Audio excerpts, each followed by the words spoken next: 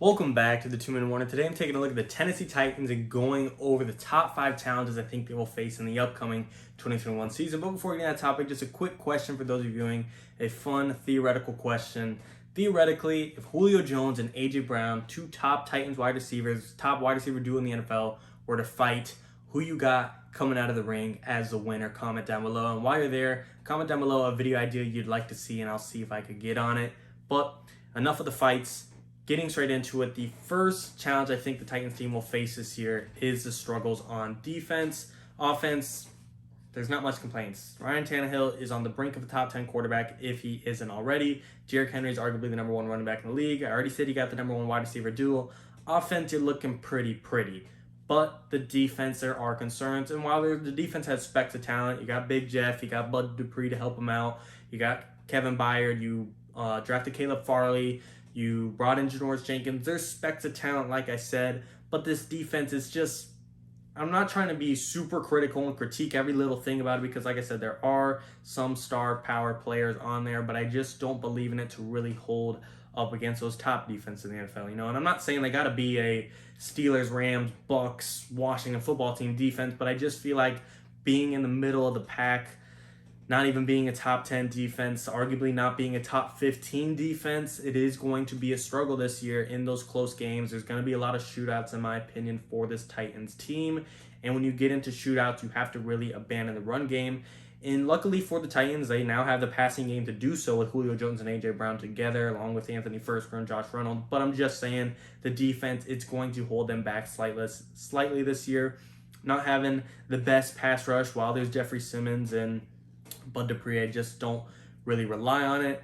Caleb Farley, he has as much upside as any other corner in the draft, but he has more risks than pretty much any other corner in the draft, and that was a big risky pick in the first round. And while I'm a fan of the pick, the risk is there if he does turn out to be injury prone or just can't play or needs another surgery or whatever it is. Your secondary is going to be very shallow. And yeah, I like Kevin Byard and Janoris Jenkins, but I just can't rely on them to hold it down.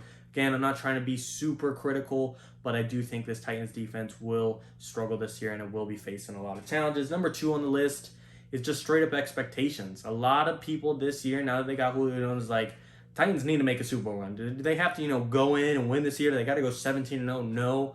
But we got to see them get back to the AFC Championship. We can't see them get bounced in the divisional round again by a Ravens team that I guess is kind of a big rivalry now over the past 2 years. They've each bounced each other from the playoffs. The Titans, you put all your eggs, I don't want to say in one basket. You didn't trade the farm like a Rams team did for Matthew Stafford. You only gave up a 2nd and 5th. But you're going to start running out of excuses as to how far you could get this year. You got the best running back in the league. You got the best wide receiver duo in the league.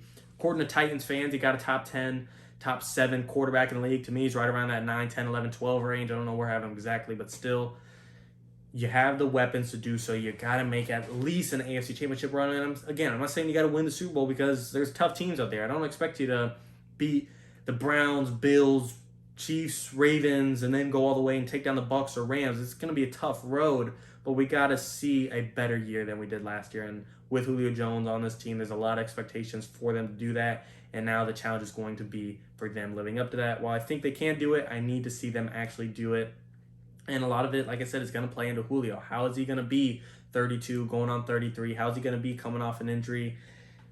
I think they could do it, but we'll just have to see. I have my questions on the defense, like I said, and in Ryan Tannehill. I don't know. Number 3 on this list is losing offensive coordinator Arthur Smith and losing tight end Jonnu Smith. And a lot of people might say they're not that big of a deal, and even if they were, Julio Jones coming in is going to make up for it. Yet last year, the Titans were saying they got one of the better tight ends in the league, Jonnu Smith. It's funny how when he's on the team, people underrate him. When he's off the team, he's now overrated. I mean, you got to pick a side here. I'm not talking to one of you directly, but I'm just saying you've seen around the league a lot of people do so. When they're on their team, they're one of the best. When they're off the team, oh, we didn't need him anyways. Pick a side. Jonnu Smith, he was an athletic tight end. Is he the next best thing? No, but he got a big check for a reason from the Patriots, who I think they overpaid him a little bit, yes, but I do think he's still a talented player that you can't just exactly replace like nothing. Does Julio Jones replace him in himself? Yes, but when you consider the loss of Jonnu Smith and Arthur Smith, I do think it's a big loss. If you lose a guy that's good enough to be a head coach in the NFL, it's going to have some impact on your team. And while the Titans players or Titans fans, Titans front office, whatever, likes a replacement, for Arthur Smith. I just don't think it's going to live up to the hype. Again, I think they'll be fine with the talent they have, but I do think it could be a challenge early in the season, losing a couple of those pieces that were really a big part of their game last year. In time, it'll be fine, but in the beginning, it could see it being a challenge. Number 4 on the list is the offensive line. Offensive line, same thing as the defense. It's right around the middle of the pack of the league, and while it's good, it's going to get the job done. It's not the worst in the league. It's not the best in the league. It'll get the job done. It's stout. That could be the difference maker of making an AFC championship, making a Super Bowl run, having a packed O-line. And, unfortunately for them, losing Isaiah last year in the first round, him not panning out to be anything. He's not even a bust to where he could be, some guy in the depth chart. He's just not good. He can't stay on the team. He can't stay out of trouble. I wish the best for him to fix his off-the-field problems on the field. You can't count on him, and therefore he is a bust for sure. That's obviously not, the Titans didn't plan on that happening, but losing a tackle you hope to get a lot out of, and just still not having the best offensive line now that he's there, it will be an issue again. It's not going to hold them back to where they can't win games, but not having a, really good offensive line like the Browns or like the Ravens or like the Bills or like a rebuilt one like the Chiefs could be a difference maker come deep into the playoffs. We'll just have to see. I do think it'll be a challenge. It won't hold them back completely, but it's not like it's going to boost and up their game by any means. I do think it'll hold them back ever so slightly. And then the 5th challenge, the biggest challenge in my opinion, is can the Titans succeed without Derrick Henry? What I mean by this, if Derrick Henry got hurt, I'm not expecting the Titans to go out there and make a Super Bowl run, an AFC championship run by any means. I'm not expecting any team, if they lose their best player, to be the same team after. But I'm saying if Derrick Henry has an off game, can the Titans still succeed? 2 years ago, a couple years ago, when the Titans made the AFC championship run, for them to get there, it took Derrick Henry to pull off a miracle. He had to rush for 200 yards, or he had to actually throw a touchdown himself. But come AFC championship, Derrick Henry has an off game. The Titans offense is just standstill, can't do anything. Last year, Derrick Henry ran for 2,000 yards, got the Titans to the playoffs, won the division for the Titans. Yet, when they got into the playoffs to play the Ravens, Derrick Henry had a bad game, and through the air, through the ground, the rest of them, they couldn't do anything. Now I'm hoping with Julio Jones, it'll be a different story. Derrick Henry, they could still get by without him. Not saying completely as if he got hurt, but if he doesn't go off for 150 yards, the Titans passing game and through the air, through Ryan Tannehill, Julio Jones, A.J. Brown, they could still get it done. It's going to be a challenge. It's held them back in the past in the playoffs.